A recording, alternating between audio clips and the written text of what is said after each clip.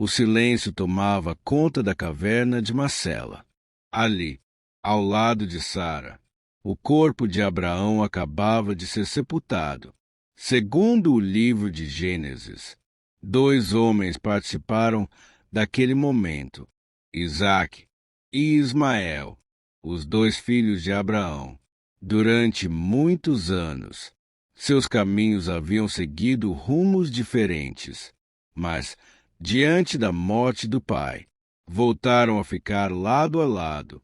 Era o fim de uma era. O homem que deixara Ur dos Caldeus, que atravessara desertos, que esperara 25 anos pelo nascimento do filho prometido, agora descansava. Mas a promessa, não, ela continuava viva e repousava sobre um único homem, Isaque. Ao contrário de Abraão, Isaque nunca liderou grandes exércitos, nunca conquistou cidades, nunca fundou um império. Mesmo assim, sua importância seria imensa, porque era através dele que a promessa continuaria. Foi por isso que, muitos anos antes, seu nascimento já havia sido anunciado de maneira extraordinária, quando Abraão tinha 100 anos e Sara, 90, nasceu aquele menino que parecia impossível. Seu nome foi Isaque. Ele ri. Um nome que lembrava o espanto de seus pais diante da promessa cumprida. Mas sua infância também foi marcada por um episódio que atravessou os séculos. Ainda jovem, Isaque caminhou ao lado do pai até o Monte Moriá, levando sobre os ombros a lenha do sacrifício, sem saber que ele próprio seria colocado sobre o altar. No último instante, segundo Gênesis, Deus proveu um carneiro, e Isaque voltou para casa ao lado do pai. A promessa havia sido preservada. Agora, anos depois, Abraão já não estava mais ali. Toda a responsabilidade recaía sobre Isaque. Ele não herdava apenas rebanhos, nem servos, nem tendas. Herdava uma promessa feita décadas antes. A promessa de que sua descendência se tornaria uma grande nação.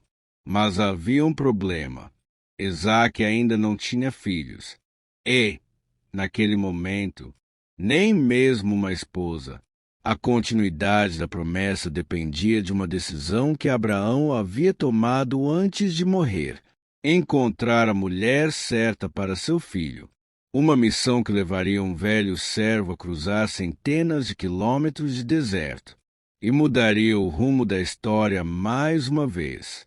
Muito antes de morrer, Abraão tomou uma das decisões mais importantes de sua vida. Seu filho Isaque precisava de uma esposa, mas não seria qualquer casamento. Segundo o livro de Gênesis, Abraão chamou o servo mais antigo de sua casa, o homem responsável por administrar todos os seus bens. Embora o texto não diga seu nome nesse momento, muitos estudiosos acreditam que fosse Eliezer de Damasco, o mesmo servo mencionado anos antes. Abraão então lhe confiou uma missão: viajar até a Mesopotâmia, a terra de seus parentes, e encontrar ali uma esposa para Isaque. Havia apenas uma condição: Isaque jamais deveria deixar Canaã. A promessa estava naquela terra. Era ali que seu futuro seria construído. O servo aceitou a missão. Preparou a caravana. Levou 10 camelôs, presentes valiosos, joias de ouro, objetos de prata, tecidos, e partiu rumo ao norte. A viagem era longa. Entre Canaã e a Mesopotâmia havia centenas de quilômetros. Caravanas como aquela costumavam levar várias semanas.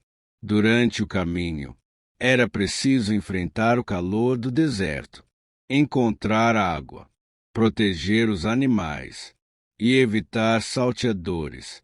Finalmente, o servo chegou à cidade de Naor. Parou junto ao poço que ficava do lado de fora das muralhas. Naquele horário, ao cair da tarde, as mulheres costumavam sair para buscar água. Os poços eram muito mais do que simples fontes. Eram pontos de encontro. Ali circulavam notícias, famílias conversavam e muitos casamentos começavam. Foi então que o servo fez uma oração. Não pediu riqueza, nem facilidade, pediu um sinal. Disse: que a jovem a quem eu pedir água, e que também se ofereça para dar de beber aos meus camelôs, seja aquela que o Senhor escolheu para Isaque. Parecia um pedido simples, mas não era. Um camelo adulto pode beber dezenas de litros de água depois de uma longa viagem. E havia 10 camelôs. Dar água a todos exigia muito trabalho. Era um gesto de extrema generosidade. Antes mesmo de terminar a oração, uma jovem aproximou-se do poço. Seu nome era Rebeca. Ela encheu seu cântaro, e o servo pediu um pouco de água. Sem hesitar, Rebeca ofereceu a água. Depois disse algo inesperado: também tirarei água para os teus camelôs, até que todos bebam. O servo permaneceu em silêncio, observando. Ela corria várias vezes entre o poço e os animais, até que todos estivessem saciados. Quando terminou, o servo compreendeu. A oração havia sido respondida. Então entregou a Rebeca um pendente de ouro e 2 pulseiras. Depois perguntou: de quem és filha? Ao ouvir sua resposta, ficou impressionado. Ela era justamente da família de Abraão. Segundo Gênesis, o servo inclinou a cabeça e adorou ao Senhor. A longa viagem chegava ao seu momento mais importante, mas ainda restava convencer a família de Rebeca e pedir que ela deixasse sua terra para casar-se com um homem que jamais havia visto. Depois de reconhecer que Deus havia respondido à sua oração, o servo de Abraão seguiu com Rebeca até a casa de sua família. Ali foi recebido por Labão, irmão de Rebeca, e por Betuel, seu pai, antes mesmo de aceitar a refeição que lhe ofereceram. O servo fez um pedido. Disse que só comeria depois de explicar o motivo de sua viagem. Então começou a contar sua história. Falou sobre Abraão, sobre a riqueza que Deus lhe havia concedido, sobre o nascimento de Isaque e sobre a missão que havia recebido. Depois, relatou tudo o que havia acontecido junto ao poço, a oração, a chegada de Rebeca e a maneira como ela havia dado água não apenas a ele, mas também aos 10 camelôs. Para aquela família, aquilo não parecia uma coincidência. Segundo Gênesis, eles responderam: isso vem do Senhor. Não havia motivo para impedir o casamento. Naquela mesma noite, o servo entregou presentes, joias de ouro, objetos de prata, roupas valiosas. Também ofereceu presentes ao irmão e à mãe de Rebeca. Na manhã seguinte, estava pronto para voltar, mas a família fez um pedido. Queria que Rebeca permanecesse por mais alguns dias, talvez 10. Era compreensível. Ela estava prestes a deixar sua casa, e talvez nunca mais voltasse. Mas o servo respondeu: não me detenham. A missão precisava ser concluída. Então fizeram algo interessante. Chamaram a própria Rebeca e perguntaram diretamente: você quer ir com este homem? Naquela época, muitos casamentos eram organizados pelas famílias. Mesmo assim, nesse momento decisivo, a Bíblia registra a resposta da própria Rebeca. Ela disse apenas: irei. Era uma decisão corajosa.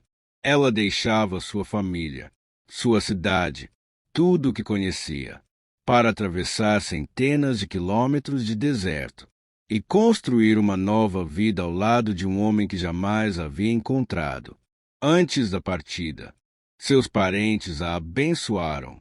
Disseram: que você seja mãe de milhares e milhares. Depois, Rebeca montou em seu camelo. A caravana iniciou o longo caminho de volta para Canaã. Enquanto isso, Isaque vivia no Neguebe. Segundo Gênesis, ao cair da tarde, saiu ao campo para meditar. Era o fim do dia. O sol começava a desaparecer no horizonte.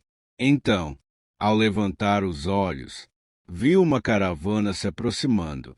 Rebeca também olhou à distância. Percebeu um homem caminhando pelo campo.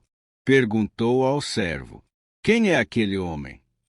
Ele respondeu: é o meu senhor. Ao ouvir isso, Rebeca cobriu o rosto com o véu, um gesto de respeito e modéstia, comum entre as noivas daquela época. O servo então contou a Isaque toda a viagem, toda a oração, toda a missão e tudo o que havia acontecido desde sua partida. Pouco depois, segundo o relato bíblico, Isaque levou Rebeca para a tenda que havia pertencido a Sara. Ela tornou-se sua esposa. E o texto encerra esse momento com uma frase simples, mas profundamente bonita. Isaque amou Rebeca. Depois da morte de sua mãe, ele finalmente encontrou consolo. A promessa continuava.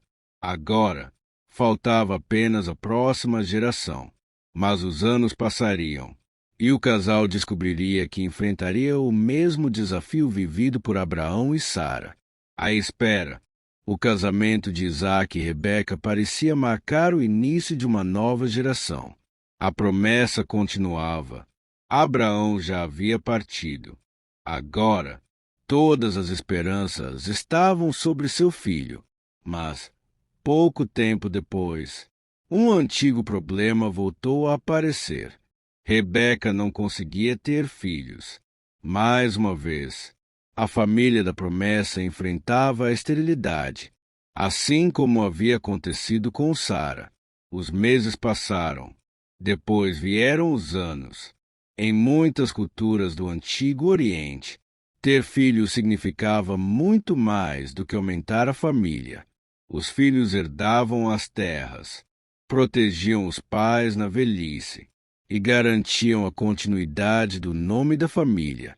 Para Isaque, havia ainda outro peso. Era através de seus descendentes que Deus havia prometido formar uma grande nação. Mas o tempo continuava passando.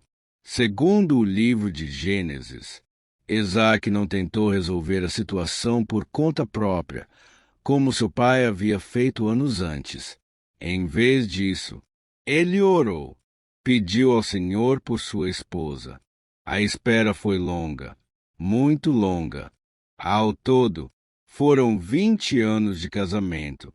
Somente então, Deus respondeu à oração de Isaque.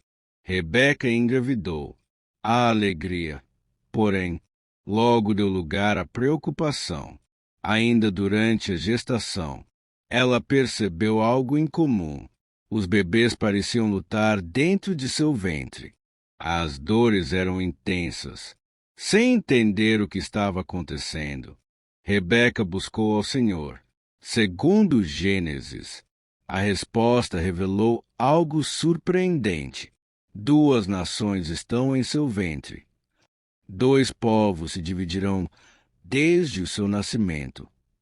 Um será mais forte que o outro, e o mais velho servirá ao mais novo. Era uma declaração inesperada. Naquela época, o filho mais velho normalmente recebia a maior parte da herança, assumia a liderança da família e carregava os principais direitos do primogênito. Mas Deus anunciava que, dessa vez, a história seguiria um caminho diferente. Chegou então o dia do parto. O primeiro bebê nasceu. Seu corpo era coberto por muitos pelos avermelhados. Por isso recebeu o nome de Esaú. Logo depois, nasceu o segundo, segurando o calcanhar do irmão, como se não quisesse deixá-lo sair primeiro. Por causa desse detalhe, recebeu o nome de Jacó, um nome ligado à ideia de calcanhar e que, mais tarde, também seria associado àquele que toma o lugar de outro. Naquele momento, eram apenas dois recém-nascidos, mas ninguém imaginava que a rivalidade entre aqueles irmãos atravessaria toda a vida e mudaria o destino de gerações inteiras. Os anos passaram, os dois meninos cresceram. Embora fossem irmãos gêmeos, pareciam pertencer a mundos completamente diferentes. Segundo o livro de Gênesis, Esaú tornou-se um habilidoso caçador. Passava dias pelos campos, conhecia os animais, as trilhas e as montanhas da região. Era um homem de ação. Jacó seguiu outro caminho. Preferia permanecer entre as tendas. Cuidava dos rebanhos. Acompanhava o trabalho da família. Era mais tranquilo, mais reservado. Essas diferenças também apareciam dentro da própria casa. A Bíblia diz que Isaque tinha uma afeição especial por Esaú, talvez porque apreciasse a carne das caças que o filho trazia. Rebeca demonstrava maior proximidade com Jacó. Essa divisão de preferências, embora parecesse pequena, acabaria alimentando conflitos no futuro. Certo dia, Jacó preparava um ensopado de lentilhas. As lentilhas eram um dos alimentos mais comuns do Antigo Oriente. Eram nutritivas, fáceis de cultivar e faziam parte da alimentação diária de muitas famílias. Enquanto a comida fervia sobre o fogo, Esaú voltou do campo. Estava exausto. Talvez tivesse passado horas caçando sem sucesso. Sentindo muita fome, aproximou-se do irmão e disse: "Deixe-me comer desse ensopado vermelho." Jacó viu ali uma oportunidade e respondeu: "Venda-me primeiro o seu direito de primogenitura." Para entender aquele momento, é preciso lembrar o que significava ser o primogênito naquela época. Não era apenas uma questão de nascer primeiro.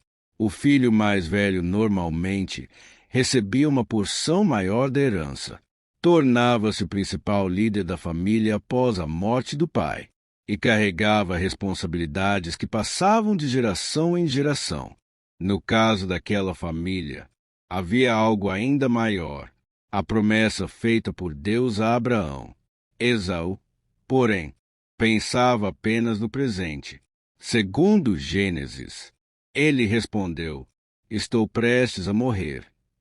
De que me serve esse direito?" Então, jurou e entregou sua primogenitura a Jacó. Somente depois disso, recebeu o pão e o ensopado de lentilhas. Comeu, bebeu, levantou-se e foi embora. A Bíblia encerra o episódio com uma frase curta, mas extremamente forte. Assim, Esaú desprezou seu direito de primogenitura. Não foi a fome que tirou sua herança, foi a escolha. Naquele dia, ninguém poderia imaginar todas as consequências daquela decisão. Mas o maior conflito daquela família ainda estava por vir, anos depois, quando Isaque envelhecesse e chegasse o momento de transmitir sua bênção. Os anos continuavam passando.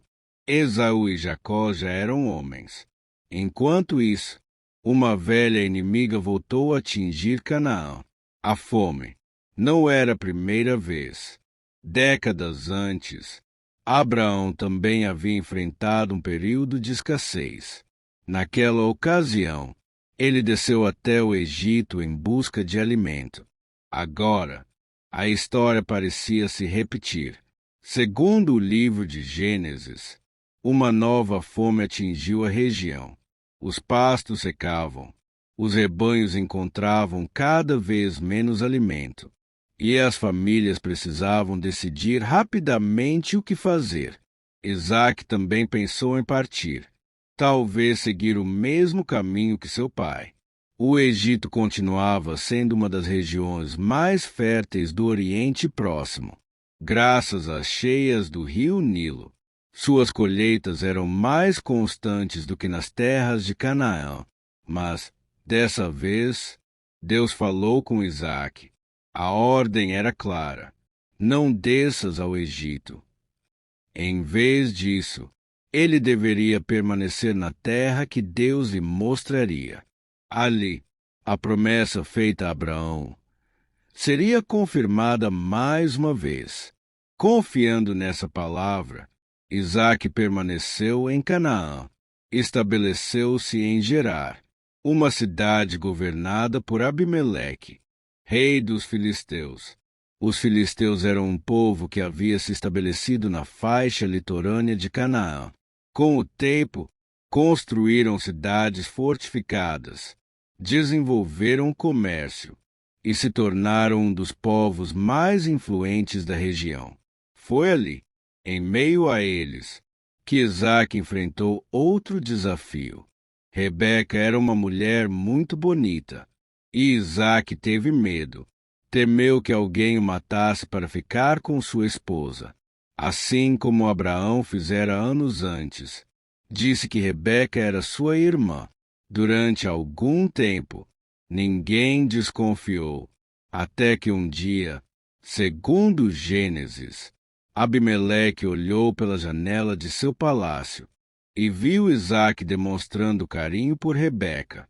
Foi suficiente para perceber que eram marido e mulher. Imediatamente, chamou Isaac e perguntou: por que disseste que ela era tua irmã?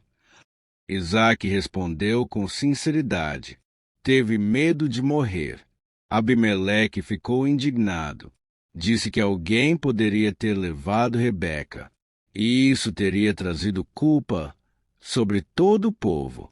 Então deu uma ordem: ninguém deveria tocar em Isaac nem em sua esposa. A crise havia passado, mas outra surpresa estava prestes a acontecer. Segundo Gênesis, naquele mesmo período, Isaac plantou suas lavouras e colheu 100 vezes mais do que havia semeado. Era uma colheita extraordinária, especialmente em tempos de fome. Seus rebanhos cresceram, seus servos aumentaram. Sua riqueza tornou-se tão grande que os próprios filisteus começaram a sentir inveja. O homem que chegará como um estrangeiro agora era um dos mais prósperos da região. E isso despertaria um novo conflito, não por causa de ouro, nem de terras, mas por algo ainda mais valioso naquele mundo: a água.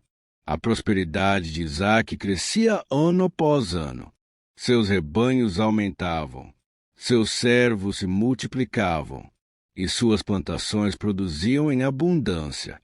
Segundo o livro de Gênesis, a riqueza de Isaac tornou-se tão grande que os filisteus passaram a invejá-lo. Naquele tempo, não era preciso um grande exército para enfraquecer um rival.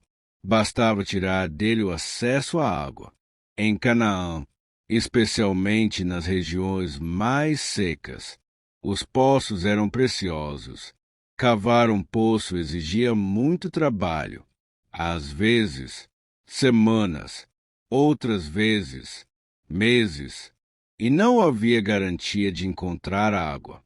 Por isso, quando um poço era descoberto, ele se tornava um patrimônio da família. Foi então que os filisteus fizeram algo significativo.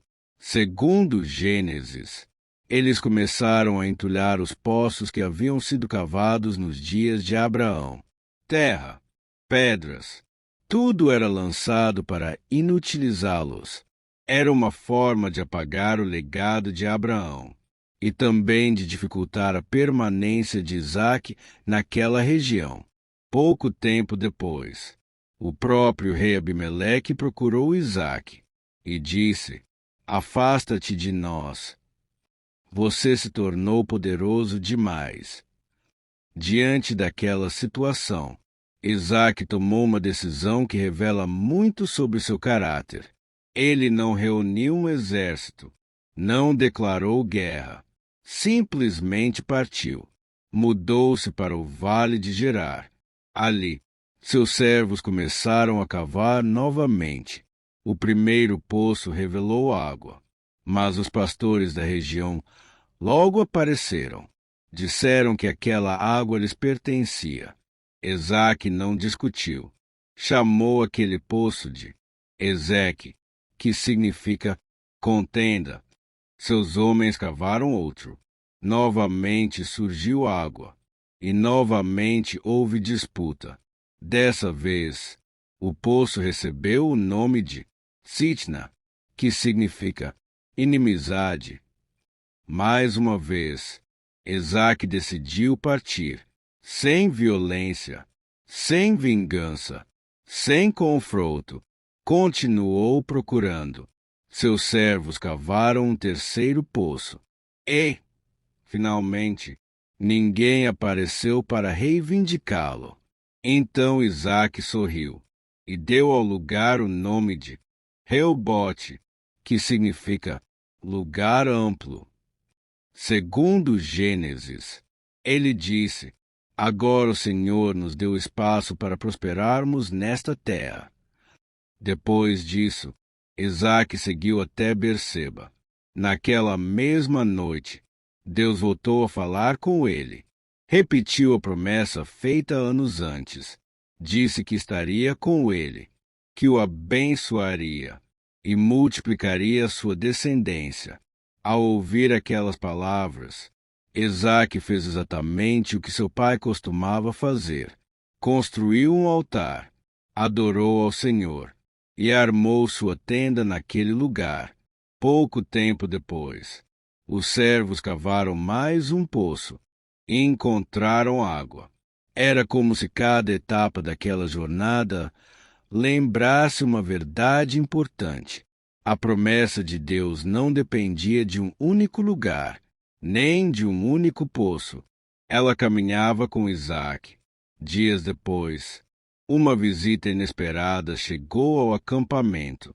Era o próprio Abimeleque, acompanhado de seus oficiais. O rei que antes havia pedido que Isaque fosse embora, agora queria fazer um acordo de paz. Os anos passaram. Isaque envelheceu. Sua visão já não era a mesma.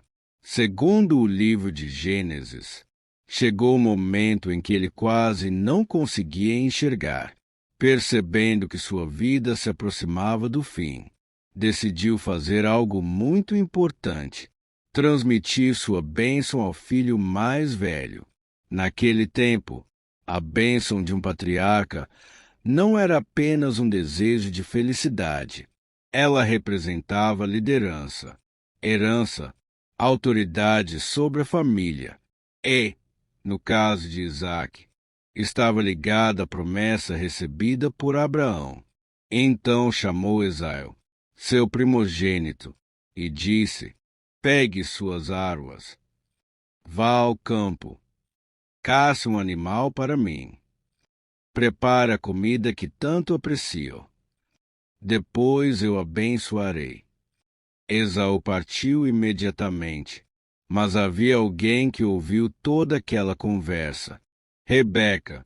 Ela se lembrou da resposta que Deus havia dado antes mesmo do nascimento dos gêmeos. O mais velho servirá ao mais novo. Sem perder tempo, chamou Jacó e revelou um plano. Mandou que ele buscasse 2 cabritos do rebanho. Ela mesma prepararia a refeição. Depois, Jacó a levaria até Isaque, recebendo a bênção no lugar do irmão. Jacó hesitou. Havia um problema evidente. Esaú era muito peludo. Ele não. Se o pai percebesse a troca, em vez de uma bênção, receberia uma maldição. Rebeca assumiu toda a responsabilidade. Preparou a comida. Pegou as melhores roupas de Esaú. Vestiu Jacó. Depois cobriu suas mãos e seu pescoço com a pele dos cabritos. Quando tudo estava pronto, Jacó entrou na tenda do pai. Isaque ouviu seus passos e perguntou: Quem é você, meu filho? Jacó respondeu: Sou Esaú, teu primogênito. Isaque estranhou. A caça havia sido preparada rápido demais. Perguntou como aquilo fora possível. Jacó respondeu: O Senhor, teu Deus, a trouxe ao meu encontro. Mesmo assim, Isaque continuava desconfiado. Chamou o filho para mais perto, apalpou suas mãos, sentiu os pelos e disse uma frase que atravessou os séculos: A voz é a voz de Jacó, mas as mãos são as mãos de Esaú. Ainda assim, pediu que se aproximasse mais. Sentiu o cheiro das roupas, comeu, bebeu e, por fim, pronunciou a bênção.